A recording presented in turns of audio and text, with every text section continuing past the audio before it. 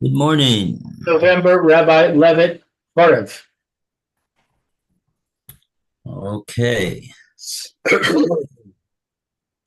Good morning, Mayor. Good morning. Morning, Mayor. Good morning. Okay, so we're talking about false oaths, shvuas sheker. So he's continuing with this subject on section 596. So we'll start from there. Alan, would you like to read for us?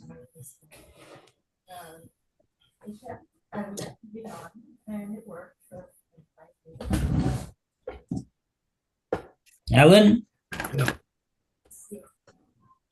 596 or 595, right? 596. Okay. But perjury, for example, the swearing of falsehood or the non-fulfillment of a vow made by the way of oath is not the only grave sin that is visited by destruction. The Torah ordains the same punishment for any empty oath, i.e., for any useless and superfluous swearing by Hashem's name. For just as with a false oath, the empty oath amounts to actually to a negation of God, and it is toying with the most holy, with the recognition of God as God. We're on to number one. Useless oaths are of three kinds. Swearing in vain, for instance, the opposite of what is generally known to be true, in which case corroboration is quite out of the question, such as, for example, that a stone which is there for all to see uh, is a human being swearing the impossible. For example, that something impossible had actually taken place. For instance, that an animal capable of flying had flown, etc. That the impossible would happen, for instance, not to sleep for 3 days, not to eat for 7 days, etc. Or that something would happen whose realization is not within the powers of the swearer. Example, swearing that another person would do or not do something, swearing that be prohibited that something would happen or would not happen in contradiction to the commands of the Torah. For instance, eating treifa, cheating, not eating matzah on Passover, taking revenge, etc. Okay, that's A, B, and C, or C, right? Okay, fine. So this is called a shvuas shav, a vain oath, because you're using Hashem's name to say something which is unnecessary or impossible or not in the control of the person who's making the oath to ensure, or swearing to something that's prohibited.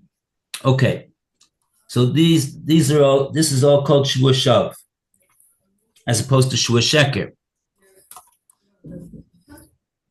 Okay, but Rav Hirsch says that they're equally very severe consequences for making such an oath. Okay, let's go on to the next section. All these oaths are useless. We go to Mayor to continue the reading. Okay. All of these oaths are useless, for they are void in themselves. A is in contrast to man's general knowledge. B is a natural impossibility. C is a moral impossibility. Unless vows such as B and C are not binding, they do not create any duty. In the case of B, the oath does not bind the other party. However, praise is due to those who, without being obliged to do so, fulfill another person's oath. For the swearer, At any rate, such an oath becomes binding in the moment of the other person voluntarily assumes the obligation. For instance, the vow to marry a certain person is useless until that person gives his or her consent. Okay. 2, superfluous oaths. For instance, swearing something that cannot be doubted, such as that 2 is 2. Oh.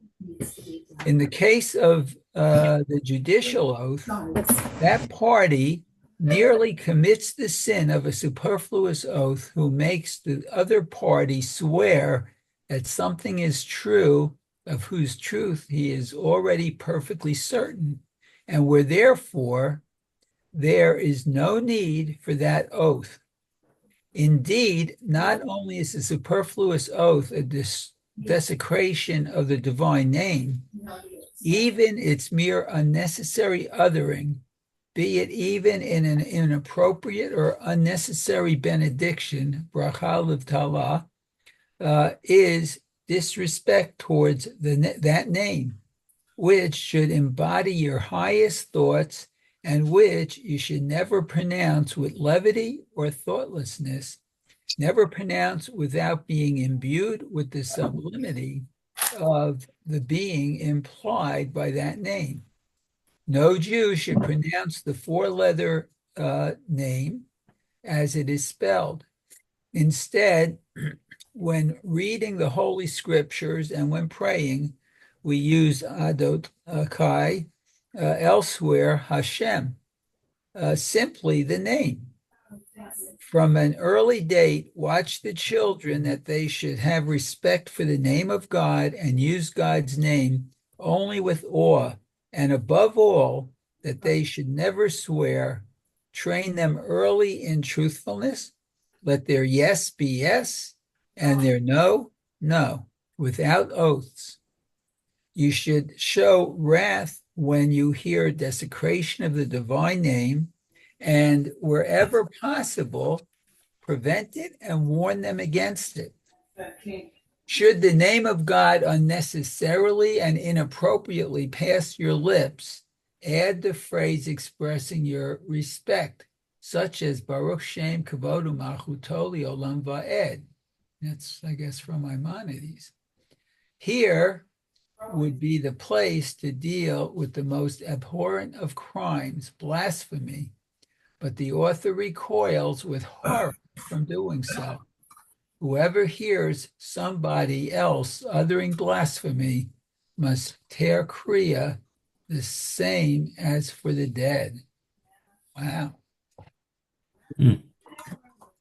That's really bad. Yes. Yeah. Wow. We never heard that. From Rav Hirsch. He can't even bring himself to discuss this matter. Yeah. He's not going to. He's not going to deal with it.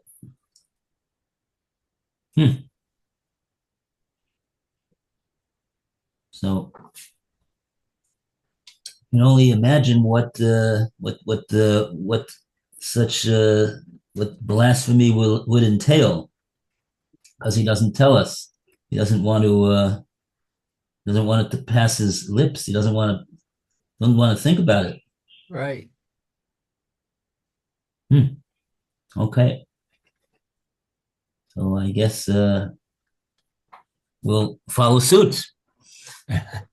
He does quote where it is brought in Yordea that if a person does hear such a thing, he has to tear kriya, just like for a relative that passed away. He hears such a thing. Okay. Okay, so that's chapter 94. A round of applause for Yay. Shavuos and Askar Hashem Shemaim Levatala. Baruch Hashem, we should be careful not to do that even unwittingly. Yisrat Hashem. Yes, it's a good thing that if a person is about to eat something, is about to make a bracha, he should clarify it before he begins to make the bracha. Exactly what bracha it is that he's got to make on this food or this fragrance, and then he'll be able to make the right bracha, and he won't make a bracha levatala. Be'ezus Hashem.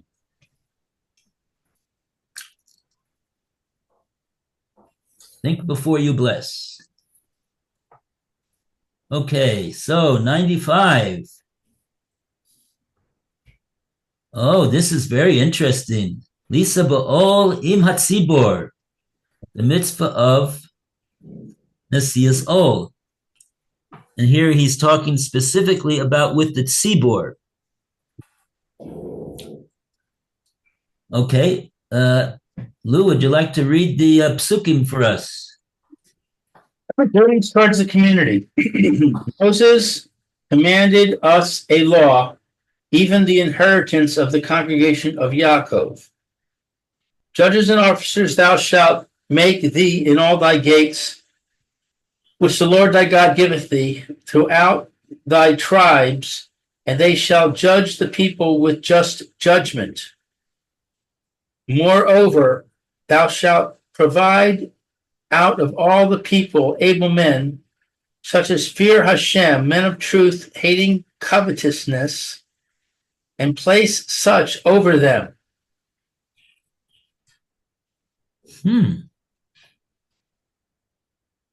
That's interesting. Okay. Let's see what Rav Hirsch is going to tell us here. You want to continue? 597. As we have seen, the Torah teaches you the individual justice and love towards individuals.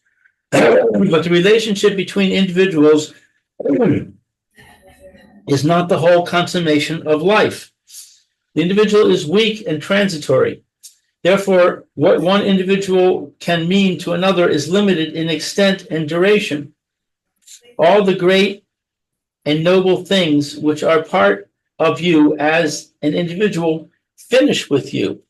The great and noble things which you have passed on to another individual finish with him. And yet, not for the fleeting moment only, not with limited means should you try to preserve the nobility, the greatness, the God-given humanity to which the name of Israel pledges you. But can you do that? Precisely because the individual is not everlasting, because his strength is always limited, God has given the loftiest possessions and concerns of Israel into the safekeeping, not of the individual, but of the collectivity. For the collectivity alone is strong, the totality alone is immortal, even in this world. Therefore, by joining your own feeble energies to those of all, by letting mature the most beautiful fruits of your own endeavors for the benefit of all, for the union of individual energies, that is the collectivity, you will become a great force for the supreme good, whose everlasting existence, far beyond your own brief span of life, you will assure. For even when you die, the house of Israel eternally rejuvenating itself remains new. The whole house of Israel, that is, the great collectivity, but it consists of so many small units of communities. And the duty to which you are here called is to work in and for your community, to plant, to tend, to preserve, and to further all that is vital and sacred for Israel's life.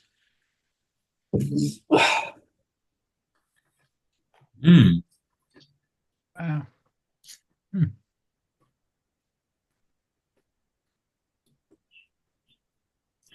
Oh, so this is when we think of Rev Hirsch, this is what we think of the community that he built in the in Frankfurt. They say it was not the biggest, the strongest of communities in terms of its Jewish identity and practice, but Rav Hirsch, with his vision and his great efforts on behalf of the community, he produced something that lived beyond his lifetime, and not only continued in Germany, but then it was transplanted in Washington Heights in New York, and other places as well.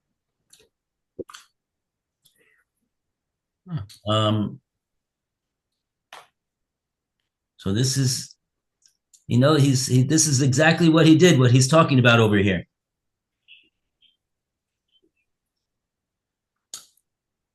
Wow. That the community, when a person can make his actions immortal by his involvement in the community. The community continues and lives on. Okay, 598. We go back to Alan. Okay. 598? Yeah. Okay. Each community is based on three things. And for three things are all communities of Israel founded: on truth, on justice, and on peace. And it is for the Torah, Avoda, and the Milas Chasim that Jewish communities exist. Without truth, that is to say, when abandoning its goal, the community is false to its destiny, when the individual in thought, word, or deed betrays a whole which he should help to support and which should support him. When the deception dominates in word and deed without justice, this is to say, when each individual forbears to give to the affairs of the community all that is within his powers to give and what he is required to give, and when he does not draw from the benefits that have been gathered communally what he needs in the way of justice and gratification for the perfection of his own life, and finally without peace, which itself is nothing but the union of many into one, is to say, when those who should unite into a band of brothers remain separated, and this dissension remains between members and houses of families. How can a community be possible in such circumstances when nothing is in common and what exists is founded on quicksands? So the community is very important for everybody. So he says over here, true, community is very important, and he says what galvanizes the community and makes it a community, actually, he says, is the peace that there exists between the members of the community, and that's he says it's the union of many into one. And he explains, when those who should unite into a band of brothers, but they remain separated, and dissension reigns between members and houses and families. They're not of the same, they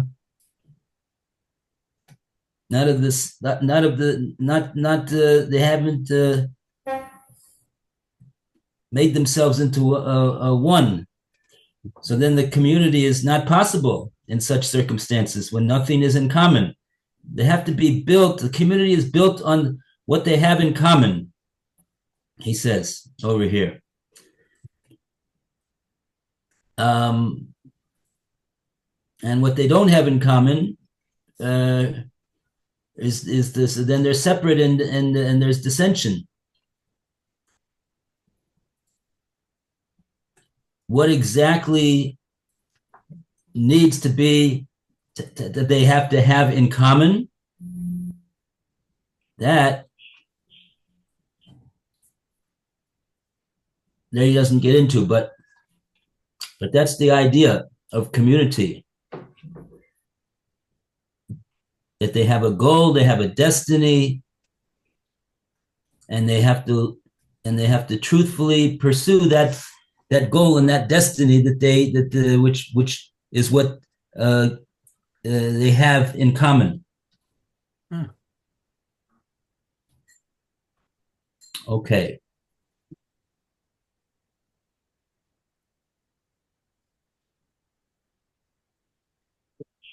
Interesting. He mentions the two different groups of three that we see in Avos. In Avos, we have these two threes. Oh, here comes Roy. Oh. Roy is the fourth. So now we have. Now he's. Roy, you there? Yeah, I see him. His mic's off. See his picture. Yes, Where is Roy? lovely painting. There he is. I don't see Roy. No, he's here now. Yeah. Sit now, Where? smiling like he always does.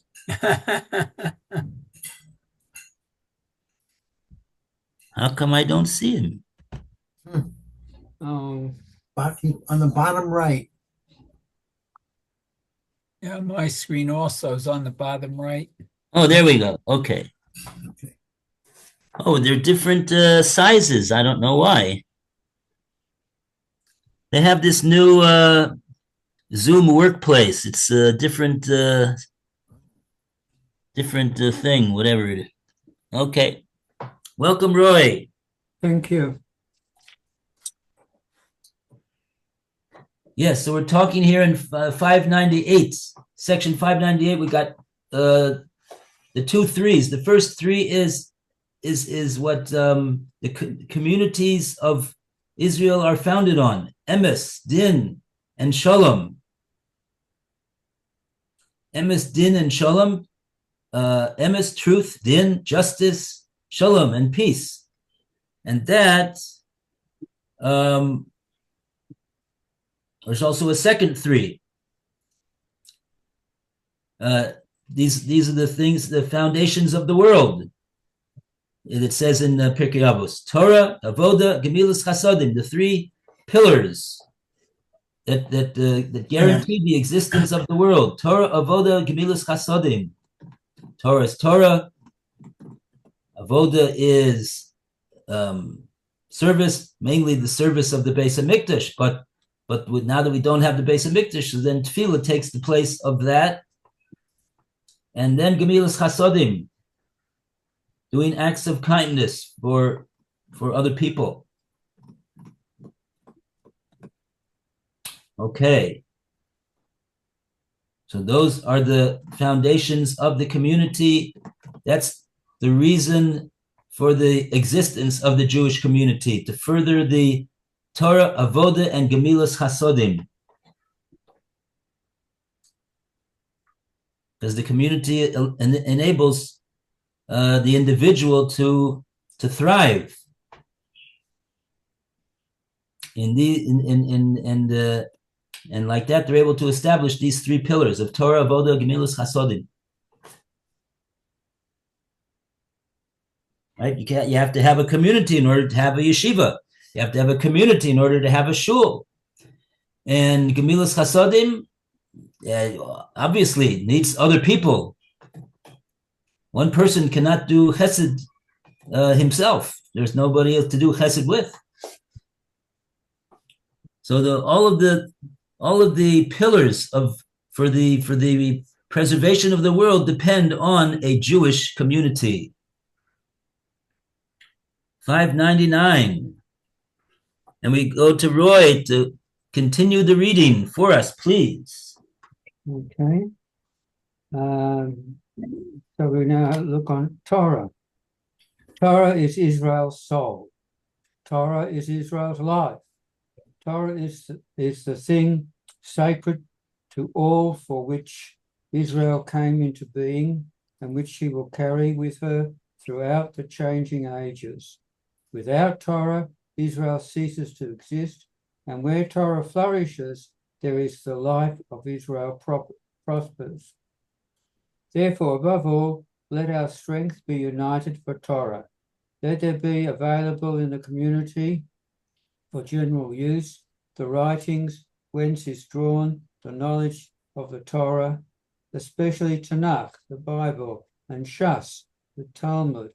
Let there be men who teach the young this science of life, men who enlighten the adults with the light of the Torah, and let there be founded, endowed, and encouraged to everlasting progress institutions in which this activity finds its place. That must be each community's first and foremost aim. The community has no greater sanctuary than those places that it builds for the Torah, namely its schools. The inhabitants of a place should encourage each other to provide communally Torah, Nevi'im, Ketuvim, and copies of the Talmud for general public use. There shall be teachers of the Torah for the young in each community, and the community which has no such teacher deserves proscription, and destruction. For the breath of youth in the study of Torah is the support of the world. The child should be sent to school when it has completed its 5th year. In the case of a weaker one, its 6th year. Do not take away from school the retarded child, for perhaps the association with other children will help to develop it. The teacher shall not punish with heavy blows, nor with a birch, nor with a stick, at the most with a light strap. Schooling was so important to our sages that they taught that instruction at school should not be interrupted, even if it were for the purpose of building the temple. On Shabbos, the students should go over the week's work. For 25 students, one teacher is sufficient. For 25 to 40, he should have an assistant. For more than 40, 2 teachers are necessary. A teacher who leaves his students and walks out, who occupies himself with other business during lesson time, is negligent in his teaching, renders himself liable to the pronouncement, "Cursed is he who falsely carries out the work of God." Therefore, only God-fearing, capable teachers should be employed. If one has the opportunity of exchanging a teacher for a more capable one should not omit to do so. Between 2 teachers, one of whom teaches much but does not achieve the proper grasp of the subject taught, and the other does not teach so much but through his intelligent methods helps the child's mind, the preference should be given to the latter. Where possible, the teacher should be married. No teacher should prevent another opening a school next to his, for the more teachers, the more learning. And we have various references.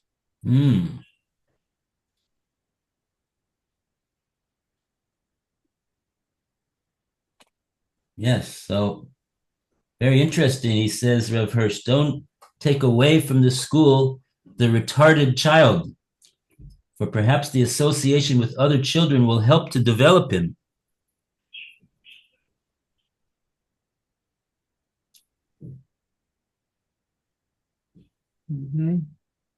Okay. Yeah, so this is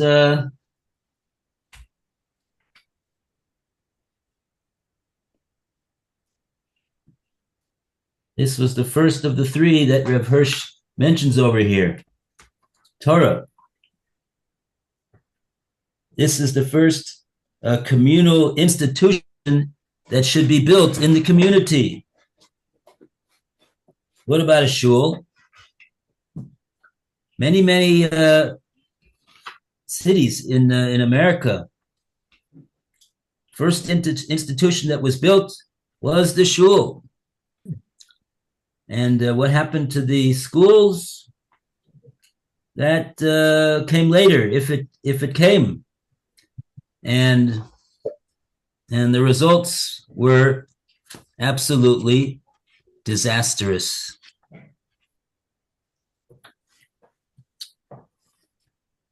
Rav Hirsch is the one who teaches us over here. The first institution that should be built in a community is a place where people can learn Torah. Okay. And he's focusing over here on the teachers of the Torah for the young in each community. Talking about starting with the new generation. The future of the community is the building of the new generation, and the new generation is built through teaching Torah to them. That's the number one priority of the community. Okay. 600. And we go to Mayor. Okay. Just as the preservation of the knowledge of the Torah is the task of the community, so it is also the duty of the community to see that the Torah is observed by every single individual. There should be judges in every Jewish community as well as guardians. The latter have to watch the conduct of the individuals. The former give verdicts according to the laws, commands, and establish which ordinances further the observance of the Torah in accordance with time and place. It is true that, by and large, Jewry no longer has judicial powers of its own, and that in all civil matters, the Jews, as his religion ordains, has to submit to the general law courts of the country. Nevertheless, there remains in all other spheres of life the need to know what one's duty is. According to the pronouncement of the Torah, there is a need for the voice which calls upon the mind and heart to obey this duty. The community shall not remain indifferent to the individual. It must conduct and guide him by order, precept, and any other reasonable means towards a life of justice and love according to the teachings of the Torah. Above all, the community has the essential duty of creating the establishments and institutions which are necessary for the observance of the Torah, so that it may at least offer the opportunity for that observance. For instance, shchita, mikvah, beit hakevorot, etc.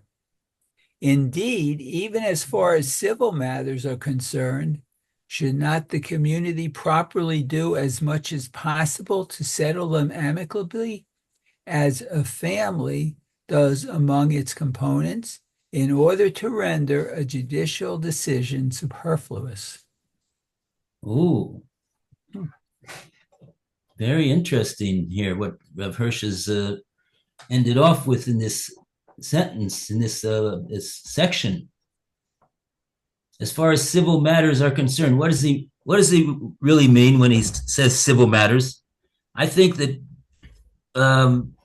90% of that is matters that relate to money. Mm-hmm. So when people have various squabbles between them over money. So he says it's the responsibility of the community to see to it that there is some type of a way for these two parties that are squabbling can have their this difference of opinion over here be settled amongst them in a proper way, in a way that keeps them from being enemies with one another. He says, just like in a family, and of course, then it sounds like it doesn't always have to do with money. It's other things as well. There's other things as well, other things other than money that people can get into different things with other people, living amongst other people, and that's much better than to have to go to a court. And he says that's the goal, in order to render a judicial decision superfluous, meaning unnecessary. Why should it be necessary to challenge one another in a court? And he doesn't mention over here simply because it's a non-Jewish court. Just the whole idea of a judicial decision is really not the ideal. It should be, the matter should be settled before that, and such matters are the responsibility of the community. He says, should not the community properly do as much as possible to settle them amicably? That's the communal responsibility.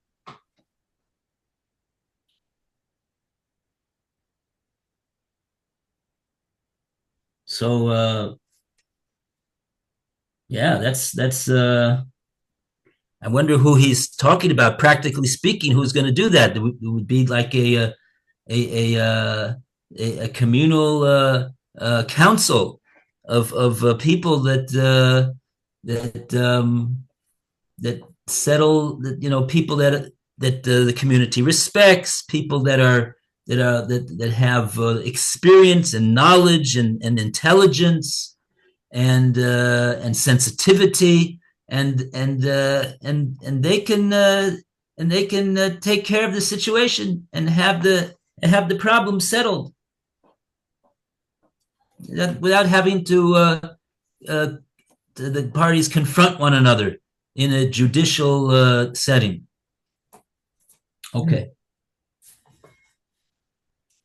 And that looks like that's the end of today's session, 11:31. I don't see a time over here. I'm going to complain to the Zoom. They got this new workplace app over here, but it doesn't tell you what time it is, like the old one did. Ah. Do you have anywhere where it's? Do you all have this new Zoom workplace thing? No, but I think you've got the time. If you go out of full screen, you must be in full screen, because that knocks the time at the bottom. Okay. So if you go to view, at the top right-hand corner, if you put your cursor up there, and you can view. Okay. Can you see it up there? Yeah.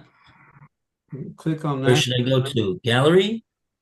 And then you go right. You go down to the bottom, and you'll see full screen or exit full screen. Okay. Oh, then you got the time. Okay. Yeah, you've got the. Okay, that's like it was before. Yeah. Yeah, that's not the Zoom. That's not the Zoom time. That's your time. The Zoom doesn't give you time. Even the old Zoom didn't give you time, you're saying. Okay. Right. It's the computer time.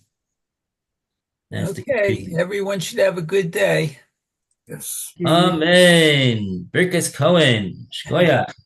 Right. And a good day to Mayor. Thank you so much. Okay. Very good. Well, See you. All the best. Okay. see you all soon. Good to see you.